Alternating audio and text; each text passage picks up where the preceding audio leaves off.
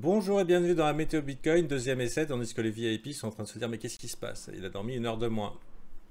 Alors je me suis levé une heure plus tôt. Mais l'heure n'a pas changé, on est allé à l'île de la Réunion pour vous servir. Et ce matin, petite chasse au stop bien réglementaire. Donc pour l'instant tout va bien. Ah putain.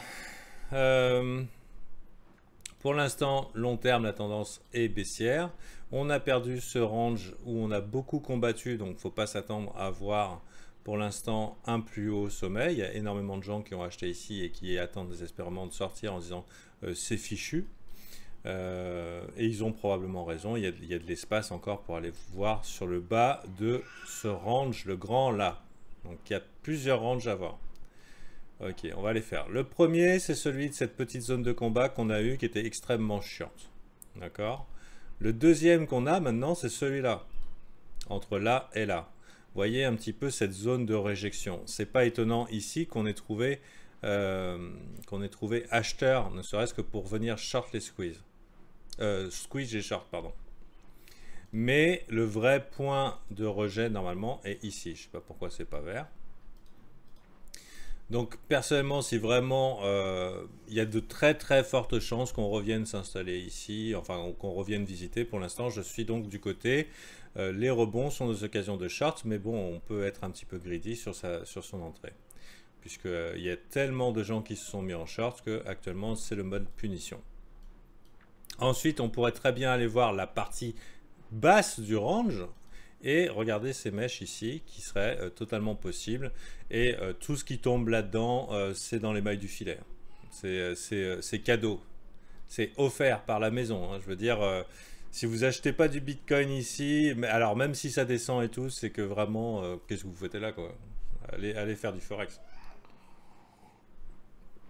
En sachant que les gens sont déjà extrêmement bières ici. Ils sont extrêmement bières, pas bières. Peut-être qu'ils boivent aussi un peu, mais ils sont extrêmement bear. Bear, disbelief, découragement, dépression. C'est à peu près les sentiments globaux. On a aussi pu ressentir des bears un petit peu coquilles. Hein, c'était un petit peu arrogant. Bon, l'arrogance finit par se payer, hein, et c'est valable pour tout le monde. On est tous amenés à se prendre sa fessée au moment où on commence à être un petit peu trop en confiance. Donc rassurez-vous, ce n'est pas qu'à vous que ça arrive. Euh, donc voilà. Donc là, le trade était un petit peu, comme on dit en anglais, crowded. Crowded. Il y avait trop de monde. Hein.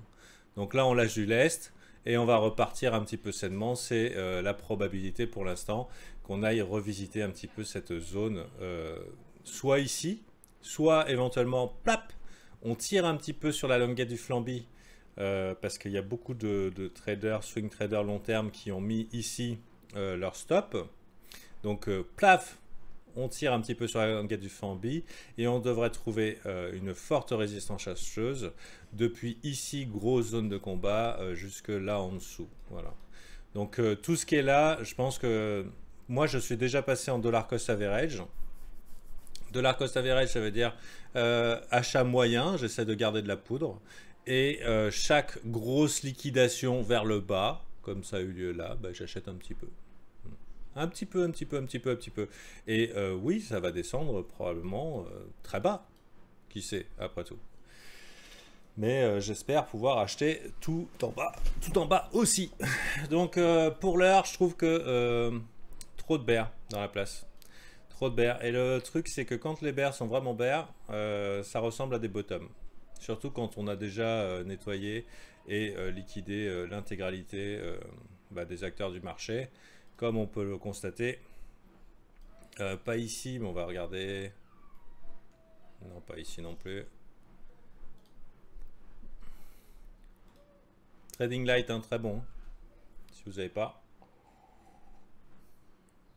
Les VIP ont le droit à un screen tous les jours, enfin toutes les heures. Quoique la liquidité a été beaucoup nettoyée.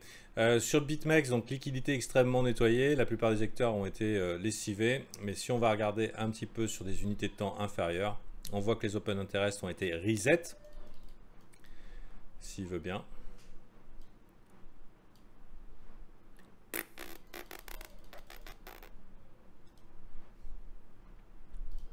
C'est bien Big Max, hein? Ouais. Ça a été reset.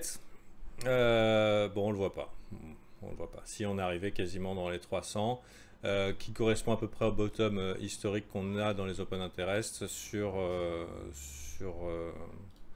Tensor, qui a un historique un peu plus ancien, donc 2019, c'était par là environ. Donc globalement, tout le monde est sorti de sa position, soit les shorts, soit les longues. Et pour la bonne et simple raison qu'ils se sont tous fait rect. Et quand tout le monde a été rect, eh ben, on a besoin davantage de pigeons. Donc je suis toujours partisan qu'on est en train d'assister à un bottom en cours de création et que ce bottom est cette immense range ici. Et je n'exclus pas éventuellement une petite chasse au lot ici, mais ce serait vraiment inespéré et une opportunité d'achat incroyable. De la même manière qu'on a vécu ici ce bottom, là, clac, clac, clac, vous voyez un petit peu ça, mais avec une volatilité un petit peu plus forte. Ou alors, tac, clac, clac, voilà. Donc si on faisait quelque chose de cet ordre-là, c'est Ghost Feed ou par pattern? Ok. Et qu'on le mettait un petit peu de l'amplitude de la chose.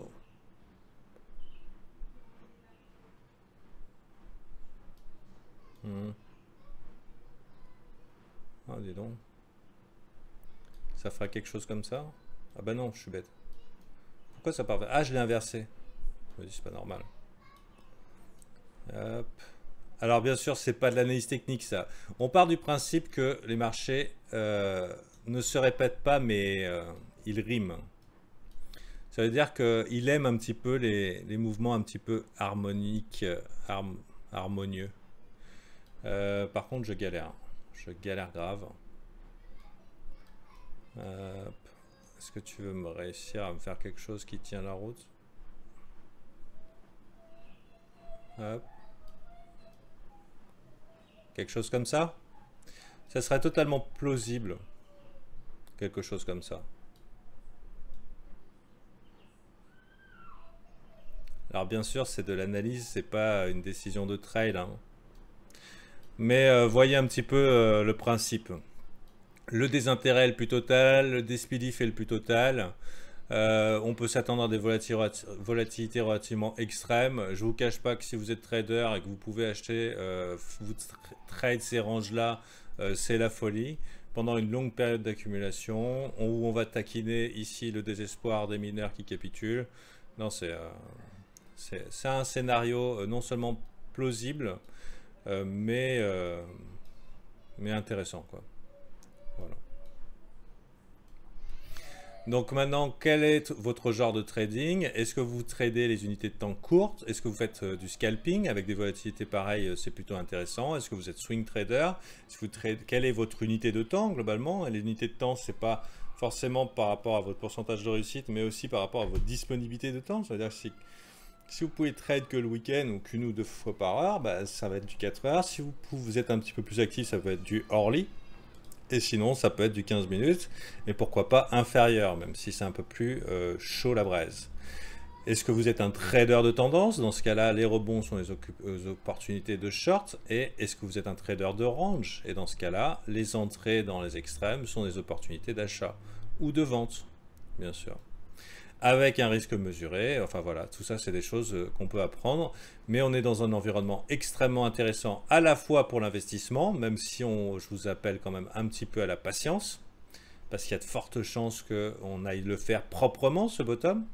Pour l'instant on est en train de se fight sur le premier arrêt, donc on attend un petit peu de voir la résolution. Si bien sûr en 4 heures on commence à se faire des W, dans des W, etc., etc., bon ben on va se dire ok, a priori, il ne va pas nous donner le beau bottom qu'on a envie. Ici, c'était l'opportunité d'achat d'une vie, tant pis pour ceux qui l'ont raté. Et on est parti pour éventuellement réinscrire dans les 7500, aller chasser les bears, hein, les bears et leurs familles, qui sont très très nombreux, et peut-être faire le push de rêve. Voilà. Bien sûr, ça n'arrange personne, parce que si les bears sont bears, c'est parce qu'ils veulent tous du Bitcoin à 1000. Hein. Donc voilà. Donc ceci étant dit, bah, faites votre plan, suivez-le. Si vous ne savez pas faire de plan, bah, rejoignez le groupe VIP. Vous apprendrez une palette d'outils, vous serez accompagné et puis vous allez faire votre propre stratégie, pas la mienne, hein, on est chacun son style.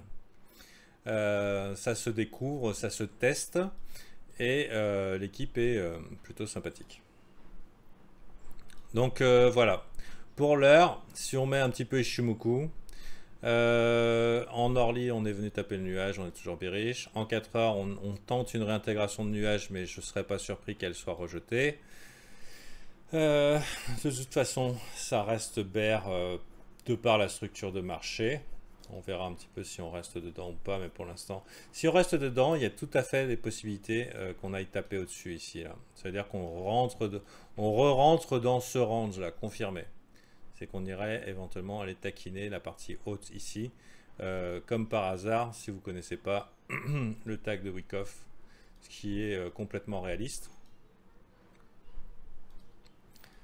Le fait n'étant pas de prédire, mais d'avoir une action. Putain, c'est ici. Hop. Une action systématisée. Donc on pourrait très bien venir taper ici et là tout le monde se met ah FOMO, FOMO, FOMO. Et la question qui suivrait si on faisait ça, ça serait est-ce qu'on reste au-dessus là? Est-ce qu'on maintient ce swing high? Si c'était le cas, super bullish. Voilà, voilà, voilà. Et si c'est pas le cas, des plus classiques, hein, plus bas sommet, plus bas creux, plus bas sommet, plus bas creux. Donc voilà, voilà, voilà. Je sais pas si ça peut vous aider, j'espère que oui. Je tâcherai d'en faire une autre demain parce que je suis pas habitué un petit peu à cet horaire. Et bon, j'espère que la vidéo vous plaît. Tiens, ça commence à vendre grosse couille. J'étais partisan que ça monte un petit peu encore. Mais on va voir. Donc oui, pour ceux qui arrivent en retard, les membres du brief, vous pouvez regarder le live en YouTube et rembobiner.